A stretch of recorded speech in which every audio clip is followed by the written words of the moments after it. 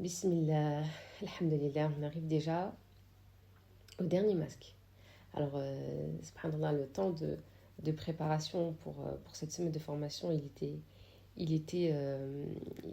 mashallah, chargé, engageant.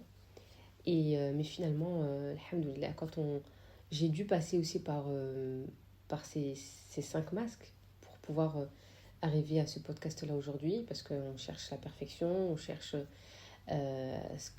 des fois avoir des bons retours, on cherche donc, euh, comme vous toutes, on a tous ces masques-là et on a tous besoin de s'entraîner à s'en détacher. Mais croyez-moi que quand on les identifie, eh bien finalement on arrive à faire des belles choses, on arrive à donner le meilleur de nous-mêmes et on est totalement détaché du résultat. Et on a une satisfaction qu'Allah nous donne pour le chemin qu'on a parcouru. Donc je suis très reconnaissante qu'Allah m'ait permis de mettre ce projet-là en vie, qui est là déjà depuis le début de l'année. On est juin, je voulais le faire en septembre, on est en juin. Chaque chose arrive quand Allah décide. Donc c'est lâcher prise sur le contrôle, euh, lâcher prise sur la perfection, lâcher prise sur le quand dira-t-on. Et aujourd'hui, on arrive au dernier masque. Le, le...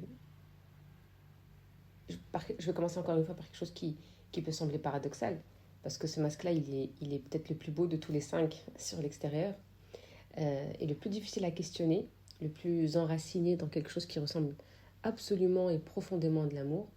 Je veux que tu penses à un moment où ton enfant il souffrait, ou ton conjoint, pas forcément une grande souffrance, hein, peut-être juste une petite déception, une difficulté scolaire, une dispute avec un ami, une frustration ordinaire dans l'enfance.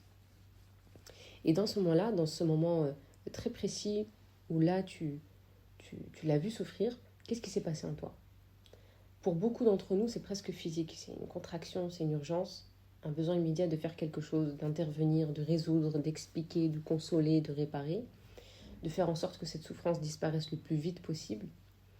Et si tu regardes honnêtement ce mouvement intérieur, cette urgence de sauver, tu peux te demander, est-ce que je veux le protéger lui, ou est-ce que je veux faire taire quelque chose en moi?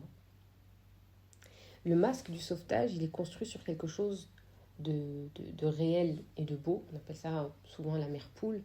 L'amour maternel dans ce qu'il a de plus viscéral, de plus instinctif, de plus profond. Et c'est précisément pour ça qu'il est difficile à voir, encore une fois, qu'il est difficile à remettre en question, difficile à lâcher, parce qu'on se dit, mais si je ne protège pas mes enfants, si c'est pas moi qui les aide, si je les prépare pas, si je fais pas tout ce qui est en mon pouvoir pour qu'ils réussissent et qu'ils soient heureux, à quoi ça sert que je sois là? La question, elle est légitime. Mais le masque, lui, il pousse cette question un peu trop loin. Il y a la maman qui fait les devoirs à la place de l'enfant parce qu'il supporte pas de devoir échouer, pas pour lui en fait, parce que l'échec de l'enfant réveille en elle quelque chose d'insupportable. Il y a la maman qui va arrêter de faire le devoir tout simplement, quand elle voit que son fils commence à pleurer, etc. Laisse tomber, c'est bon, ta maîtresse elle exagère, c'est quoi de cette école, je vais aller lui parler, etc., etc. Donc il y a la maman qui gère tous les conflits sociaux de son enfant à l'école, qui appelle les parents des camarades, qui intervient dans chaque dispute, même dans la fratrie, entre les cousins, les neveux, les nièces, qui laisse jamais l'enfant en fait traverser l'inconfort de résoudre ses propres problèmes parce que la voir souffrir est une souffrance à elle qu'elle ne sait pas contenir. Puis il y a la maman qui projette sur son enfant une trajectoire qui est entière, les études, la carrière, le mariage, la pratique religieuse, et qui construit toute sa relation avec lui autour de cette trajectoire avec une anxiété permanente quand l'enfant s'en écarte, ne serait-ce que d'1 millimètre. Et il y a la maman qui prie pour son enfant, ce qui est magnifique, mais dont la prière, elle est teintée d'une angoisse qui ne la lâche jamais, d'une conviction profonde que si elle ne veille pas assez, si elle ne fait pas assez, si elle ne demande pas assez, quelque chose de terrible va arriver. Et dans tous ces cas, l'amour, il est réel. La question, c'est qui est en train d'être sauvé? Et c'est là que le Coran vient nous dire quelque chose d'une clarté qui est absolue, quelque chose que le masque du sauvetage, il a perdu de vue dans sa course à la protection. Allah subhanahu wa ta'ala dit dans Surat Al-Qasas, إنك لا تهدي من أحببت ولكن الله يهدي من يشاء.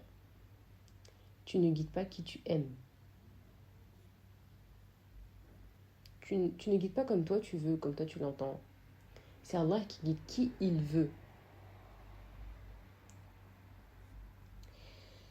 Euh, c'est pas إنك لا تهدي من تشاء, إنك لا تهدي من أحببت. Subhanallah.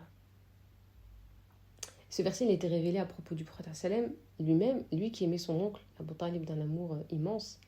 lui qui a tout fait, qui a tout essayé, tout donné pour que cet homme qu'il aimait entre dans la lumière de l'islam, alayhi salatu wassalam.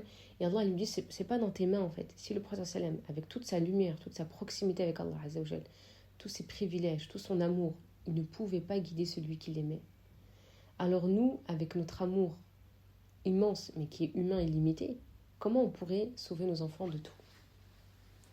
Il y a quelque chose de profondément libérateur en fait dans cette réalité, c'est qu'il faut, mais il faut le temps en fait de le recevoir vraiment, pas juste de la comprendre intellectuellement, parce qu'elle dit la guidance de ton enfant n'est pas entre tes mains, sa trajectoire n'est pas entre tes mains, sa souffrance, celle qui lui est destinée pour grandir, pour apprendre, pour devenir, elle n'est pas entièrement à toi.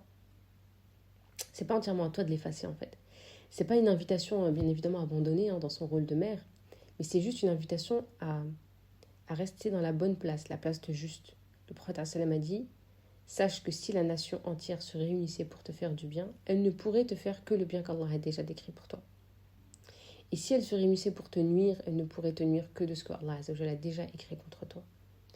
Les plumes ont été levées et les encres se sont séchées.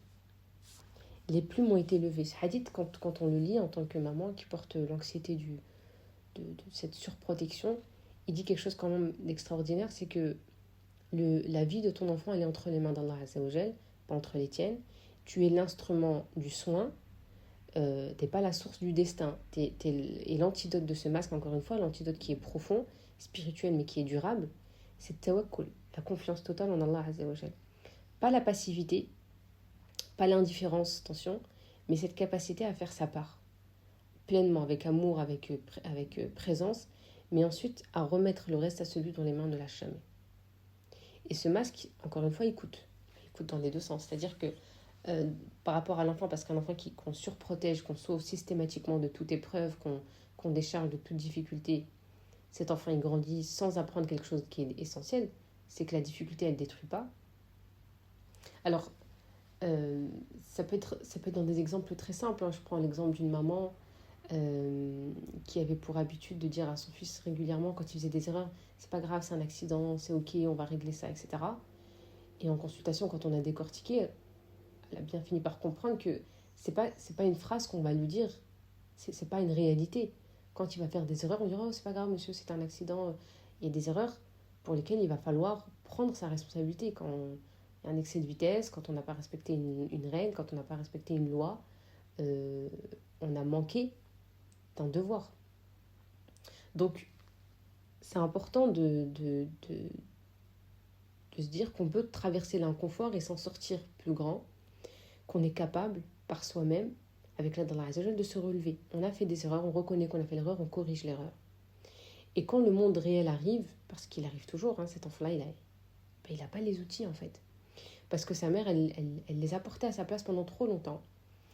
Donc ça, c'est une facette du coup qu'il pourrait avoir. Et puis bien évidemment, le coup que ça a pour toi, parce que la maman qui sauve tout le temps, vit dans une anxiété qui ne s'arrête jamais, dans une vigilance permanente et épuisante, dans la conviction que si elle relâche sa garde, ne serait-ce qu'un instant, quelque chose va finir par se casser. Et donc, elle ne peut jamais se reposer, elle ne peut jamais faire confiance, et elle porte un monde entier sur ses épaules. Et ce monde-là, il n'est pas le sien. C'est pas le sien à porter, en fait. Donc,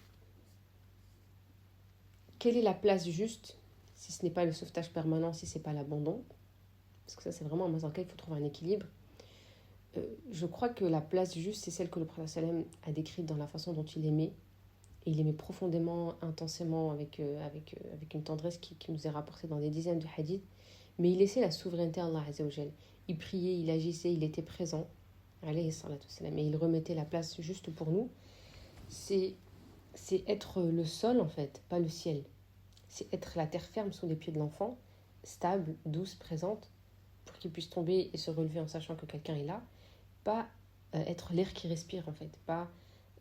parce que si tu es l'air, il ne peut pas développer ses propres poumons. Et il y a un verset qui peut nous accompagner dans ces moments-là, dans Surat Ali Imran. Hasbunallah wa ni'mal wakil. Allah nous suffit et il est le meilleur garant. Cette phrase dit dans des moments d'anxiété pour nos enfants, elle replace réellement la réalité à sa juste taille. Essaye, teste de répéter constamment et consciemment Hasbi Allah wa ni'mal wakil. Elle dit que je ne suis pas l'unique gardienne de cet enfant-là. Il y a quelqu'un de bien plus grand, subhanallah, que moi qui veille sur lui. Quelqu'un qui ne dort pas, qui ne fatigue pas, qui ne rate rien.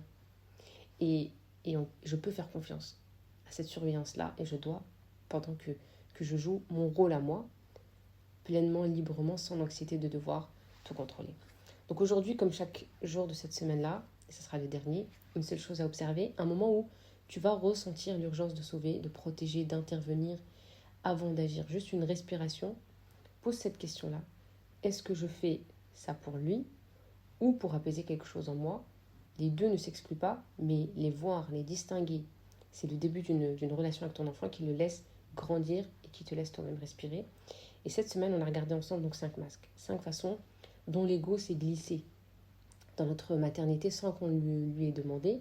Et si tu as tenu jusqu'à aujourd'hui, si tu t'es assise avec chacun de ces miroirs, c'est vraiment que tu as quelque chose de rare, le courage de te voir.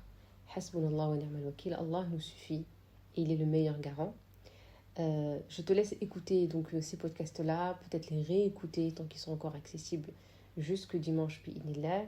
Et je t'invite maintenant à rejoindre une porte qui s'ouvre pour ceux qui veulent continuer ce travail-là, qui veulent échanger, interagir sur chaque masque avec moi et avec d'autres mamans, à rejoindre le cercle des mamans guideuses. Donc c'est une assise une fois par semaine, un abonnement mensuel qui va te permettre de ne pas rester encore une fois à la surface, de ne pas juste consommer des petites miettes de contenu, mais d'aller dans de la profondeur, dans du travail régulier, dans se reposer les bonnes questions, se challenger de semaine en semaine, comprendre et débloquer réellement ces mécanismes-là et se détacher tout doucement de ces masques-là. C'est le travail qu'on fera surtout toute l'année. Il est là avec d'autres mamans qui sont déjà membres du cercle. Qu'Allah te facilite, qu'Allah te préserve. Tu trouveras tous les liens dans ton mail et sous ce podcast-là. N'hésite pas s'il y a besoin d'interagir sur le canal Telegram. Wassalamu alaikum wa rahmatullahi ta'ala wa barakatuh.